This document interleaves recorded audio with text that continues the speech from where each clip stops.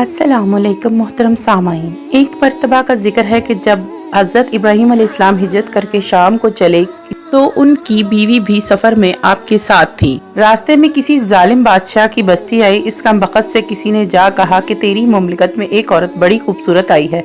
इसने हज़रत इब्राहीम अलैहिस्सलाम को बुलाकर पूछा कि तुम्हारे साथ कौन औरत है। आपने फरमाया कि मेरी दीनी बहन है।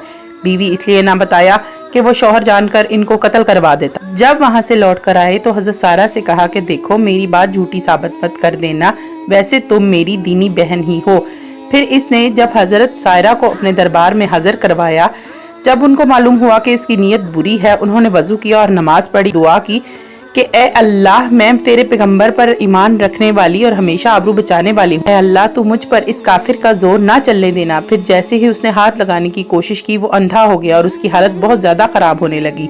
तो फिर खुशामद करने लगा और कहा कि अल्लाह से दुआ करो कि मैं अच्छा हो जाऊं। मैं पुख्ता अहद करता हूं कि तुमको कुछ नहीं कहूंगा। उनको भी यही ख्याल आया कि अगर मर जाएगा तो कहेंगे कि इस औरत ने मार डाला, गर्ज उसके अच्छा होने की दुआ कर दी। वो फौरन अच्छा हो गया। उसने फिर शरारत का इरादा किया, आपने फिर बद दुआ कर दी। वो फिर तड़पने लगा और मिन्नत समाजत करने लगा, आपने फिर दुआ कर दी। गर्ज के ऐसा 3 मरतबा हुआ। दुआ आखिर वो चिल्ला कर बोला कि बस बस, ये किस बला को मेरे पास ले आए हो, इसको फौरन रुखसत करो। इस तरह अल्लाह ताला ने उनकी इज्जत भी बचाई और उनको बखैरियत हजरत इब्राहीम अलैहिस्सलाम के पास वापस भिजवा दिया।